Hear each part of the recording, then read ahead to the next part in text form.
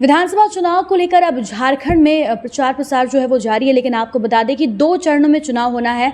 आज यानी कि 13 तारीख को पहले चरण में चुनाव अलग अलग जगह पर हो रहा है। अगर हम धनबाद विधानसभा क्षेत्र की बात करें तो यहाँ पर 20 तारीख को चुनाव है। वहीं झरिया की अगर हम राजनीति की बात करें तो वो अब रण क्षेत्र में तब्दील होता जा रहा है।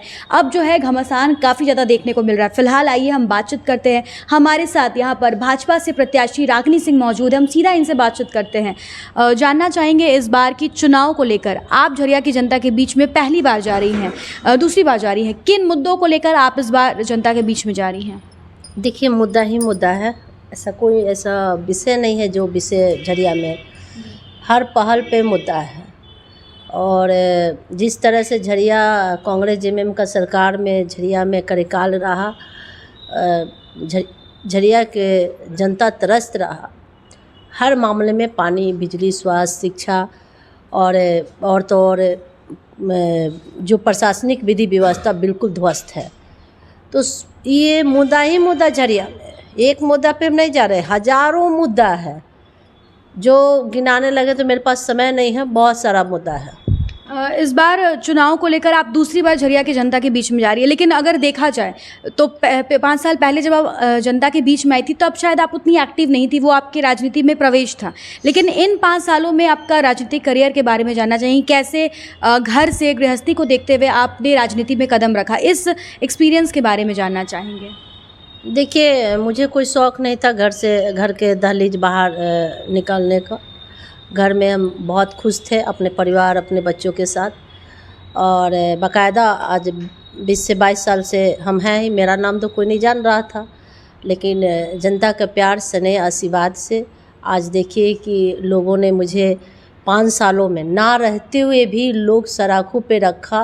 कभी किसी और दल के लोग वहाँ की जनता स्वीकारा ही नहीं। आप तो देखें, मुझे बताने की ज़रूरत है नहीं।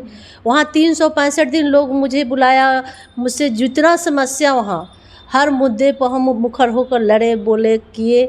मेरे से जितना 5 साल मेरा सबसे बड़ा उपलब्धि है कि हम पिछले चुनाव में भी बोले थे कि घर से निकले हैं तो हम आपके साथ रहेंगे 365 दिन, जो हम किए। मेरा सबसे पहला उपलब्धि।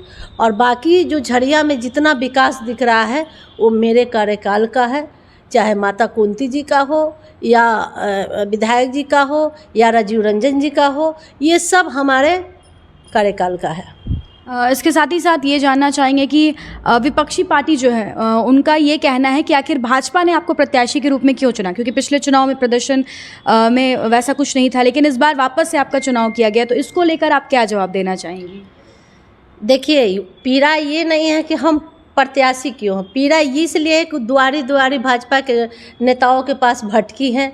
उन्हें हमारी पार्टी उन्हें धुकार दी है, इसलिए कि हमारी पार्टी में ऐसे गुंडे मवाली और ऐसे लोगों को जुर्रत नहीं है। हमारी भारतीय जनता पार्टी में एक कार्यकर्ता की ज़रूरत है, जो दिन रात कार्यकर्ता के साथ मिलकर काम करे। वो जीत कर घर में सोने के लिए और विदेश मॉल है, तो यहाँ सोनिया की ज़रूरत नहीं है। यहाँ सोनिया की ज़रूरत नहीं है। यहाँ हमारे लोग कोयलड़ी क्षेत्र में मजदूर, गरीब तबके लोग हैं। वहाँ बाकायदा वहाँ बहुत प्यार और स्नेह लोग खोजते हैं।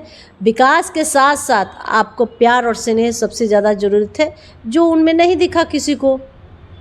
तो पीड़ा इस चीज़ का है कि वो दुआरी 5 साल तो प्रयास यही की।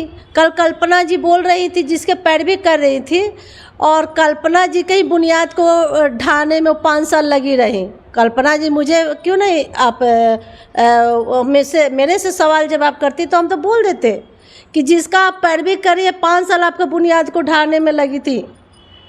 अरे वो खैर मनाइए कांग्रेस पार्टी कि वैसे हमारे भाजपा में वैसे गद्दार को तो कब का निकाल कर लोग फेंक देता है, लेकिन कांग्रेस का बुनियाद ही इतना ढीला है कि ऐसे निकम्मे लोगों को लोग दे दिया जाता है। कल की सभा के बारे में जानना चाहेंगे। एक और अमित शाह पहुंचे हुए थे, भव्य रैली हुई थी, वहीं दूसरी ओर कल्पना सोरेन भी आई थी। ये बातें पहले आपने बताई और हमने देखा कि कई जगहों पर जो है भीड़ भाड़ को रोकने का प्रयास किया गया था ताकि रैली में लोग ना पहुंचे, जैसा आपने कहा। लेकिन हमने जब वापस से सवाल किया तो उधर से यही आरोप लगाया जा रहा था कि ये चीज़ जो आपके यहाँ से किया जाए, इस पर आप क्या रिप्लाई करना चाहेंगे? देखिए आप तो देखे, हमको बताने की क्या ज़रूरत है। हम लगातार प्रशासन से आग्रह कर रहे थे मंच के द्वारा कि आप हमारे आदमियों को, हमारे लोगों को आने दिया जाए, लेकिन जगह जगह किस तरह से रोका जा रहा था। हम खुद प्रत्याशी हैं, मेरे घर से मंच तक जाने में, उस ग्राउंड तक जाने में 2 से 2.5 घंटा लगा। जिस तरह से जगह जगह जानबूझकर जाम किया गया। कैसा शहर है, कैसा व्यवस्था है भाई कि आपका सरकार, आपका सत्ता, आपका प्रशासन, फिर भी शहर जाम से व्यस्त है, वो भी झरिया। तो ये कहीं ना कहीं जानबूझकर षड्यंत्र के तहत किया गया था कि माननीय अमित शाह जी का कार्यक्रम को फेल कर दिया जाए। लेकिन उनका प्यार, उनका स्नेह इतना है, उनका लोगों के प्रति, भारतीय जनता पार्टी के प्रति इतना झुकाव है कि लोग सारे बैरियर को तोड़ते हुए जगह जगह, यहाँ तक कि गाड़ी बाइक छोड़कर पैदल दौड़ गए।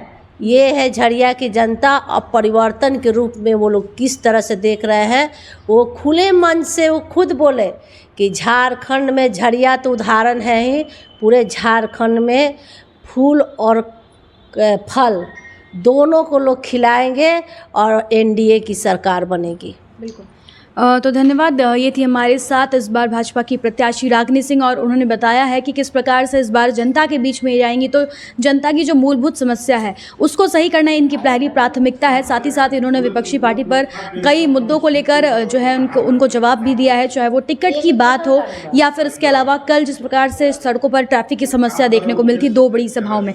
अब देखते हैं कि इस बार झरिया की जनता क्या कुछ फैसला करती है और इस बार झरिया का ताज किसको मिलता है। फिलहाल इस तरह के तमाम अपडेट्स हम आप तक पहुंचाते रहेंगे अपने सहयोगी संतोष के साथ। Shambhavi Singh, the news post, Dhanbad.